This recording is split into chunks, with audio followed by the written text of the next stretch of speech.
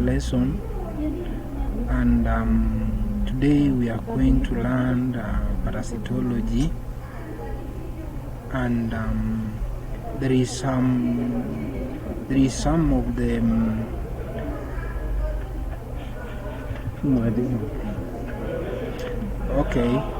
by the end of the lesson, I expect you to, as a learner, I expect you to identify organisms which parasitize man, define common terms used in medical parasitology, and list the various environmental, cultural, and socio-economic factors that affect the distribution of the parasite.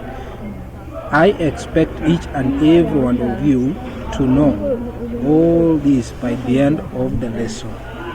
So let us begin by defining the term parasitology.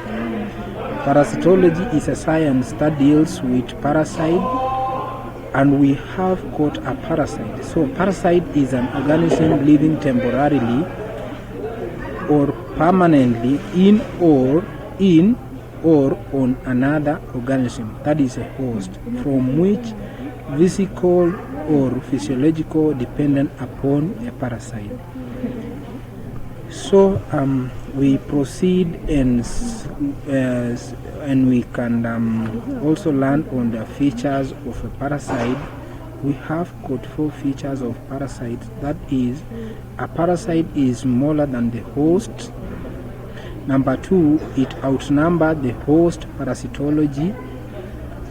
Number 3, short lifespan than their hosts. And number 4, have greater productive potential than their host. Also, let's see the association of parasites, association of organisms. When there is association between 2 organisms, their relationship will be one of the following. We have mutualism, symbiosis, commensalism, and parasitism. Mutualism is a relationship between organism, that is the host and the parasite, where both of them benefits from each other. Parasitism is an association whereby a parasite benefits from the host. That is, there is no mutual benefit. For instance, a kettle and a tick. That is a situation, that is a good example of parasitism, because a parasite benefits from the host, that is a kettle. And lastly, let's see classification of parasites. According to the parasites can be classified according to their habitat, that is where they reside in their host. Like, for instance, when the parasites reside in or live in the intestine, we say it is intestinal parasite. When a parasite live in the second classification is according to their dependence on their host. Some parasites depend entirely on their host, and some depend partially on their host. That is, like, for instance, a tick.